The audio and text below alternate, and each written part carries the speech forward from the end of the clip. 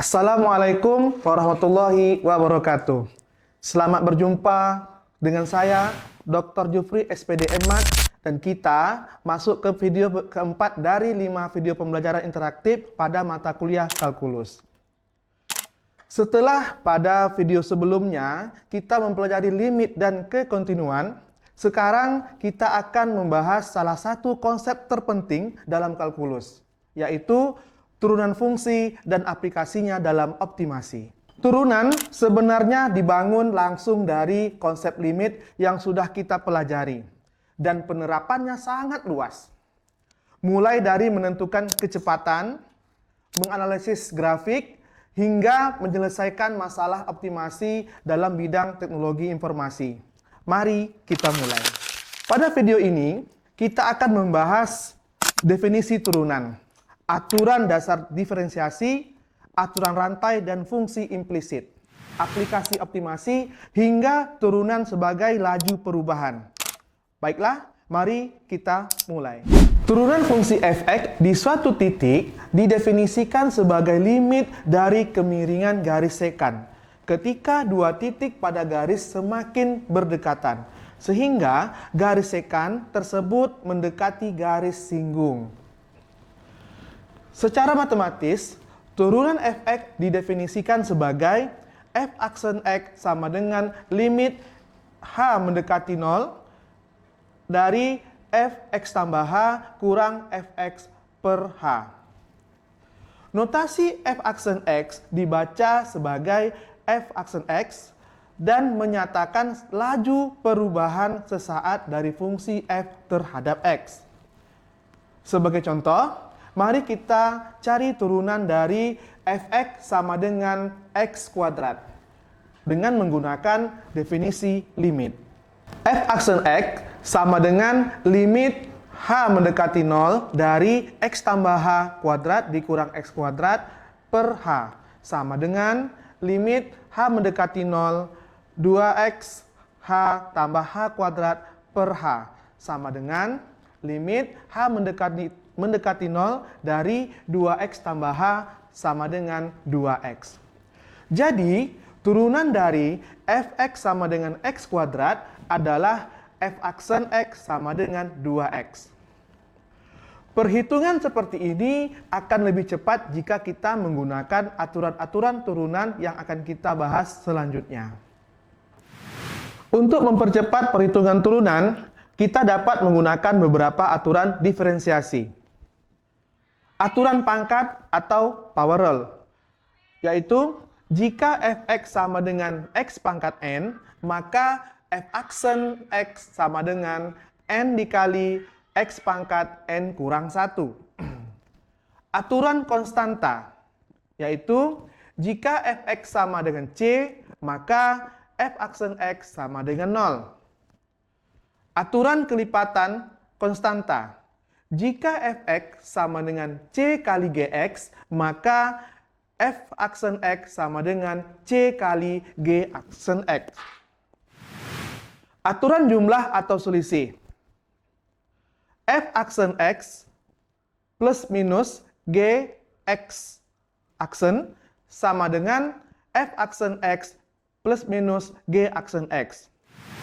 Sebagai contoh, diberikan suatu fungsi f aksen x sama dengan 3x pangkat 4 dikurang 5x kuadrat tambah 7x dikurang 2. Dengan menggunakan aturan-aturan di atas, diperoleh bahwasannya f aksen x sama dengan 12x pangkat 3 kurang 10x tambah 7.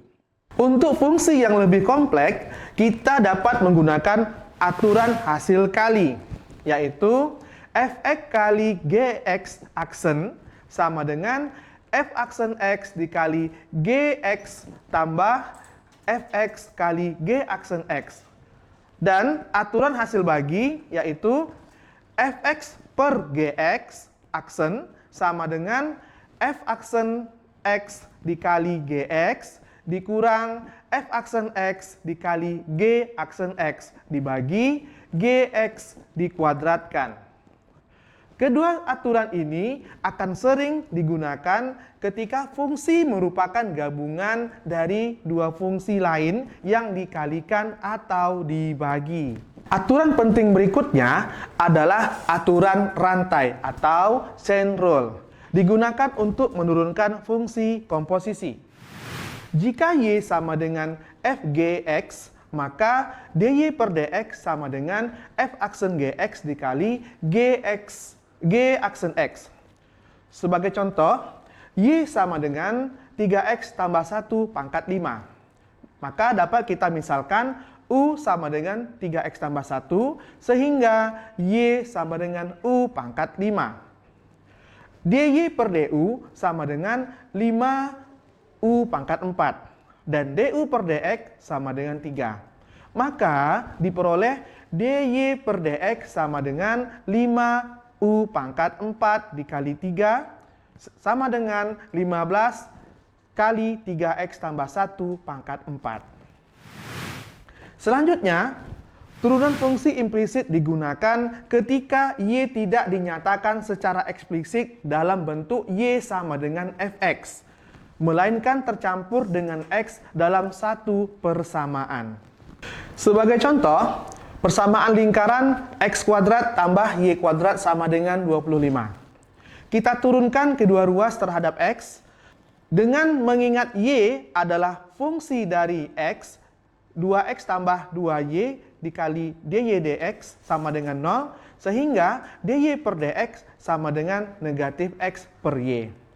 Teknik ini sangat berguna untuk kurva yang sulit dinyatakan sebagai fungsi eksplisit, seperti persamaan lingkaran di atas. Salah satu aplikasi paling penting dari turunan adalah menyelesaikan masalah optimasi, yaitu mencari nilai maksimum atau minimum suatu fungsi. Langkah-langkah dalam menyelesaikan masalah optimasi yaitu: pertama, tentukan fungsi yang akan dioptimalkan. Kedua, cari turunan pertama, yaitu f aksen x. Ketiga, tentukan titik kritis, yaitu saat f aksen x sama dengan 0, atau f aksen x tidak terdefinisi.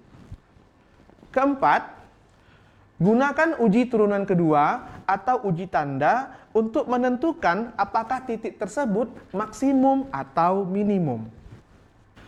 Sebagai contoh, sebuah perusahaan teknologi ingin membuat casing perangkat berbentuk persegi panjang dengan keliling 40 cm. Pertanyaannya, tentukan ukuran yang memaksimalkan luas casing tersebut. Misalkan, panjang sama dengan X, maka lebar sama dengan 20 dikurang X. Sehingga luas kita tulis sebagai Lx sama dengan X dikali 20 kurang X, sama dengan 20X dikurang X kuadrat. Turunan dari Lx adalah L aksen X sama dengan 20 dikurang 2X. Diperoleh titik kritis 20 kurang 2X sama dengan 0, sehingga X sama dengan 10. Karena L double aksen X sama dengan negatif 2 bernilai negatif, maka X sama dengan 10 adalah titik maksimum. Jadi, ukuran optimal adalah panjang sama dengan lebar sama dengan 10 cm. Dengan luas maksimum 100 cm kuadrat. Konsep optimasi seperti ini banyak diterapkan dalam bidang teknologi informasi. Misalnya, dalam mengoptimalkan penggunaan memori, meminimalkan waktu komputasi suatu algoritma, atau menentukan konfigurasi sistem yang paling efisien. Selain untuk optimasi, turunan juga bermanfaat untuk memodelkan laju perubahan suatu besaran terhadap besaran lainnya. Contoh klasiknya, jika ST menyatakan posisi suatu objek terhadap waktu T, maka X aksen T menyatakan kecepatan objek pada waktu T. Dengan S double aksen T, yaitu turunan dari kecepatan, menyatakan percepatan objek pada waktu T. Dalam konteks teknologi informasi, konsep laju perubahan ini juga dipakai.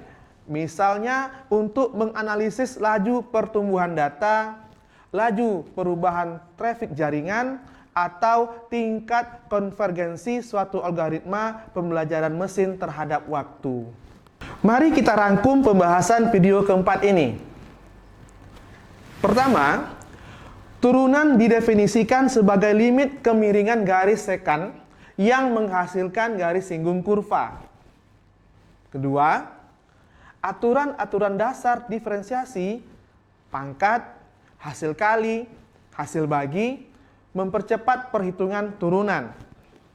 Ketiga, aturan rantai digunakan untuk menurunkan fungsi komposisi, sedangkan turunan implisit digunakan untuk persamaan yang tidak eksplisit.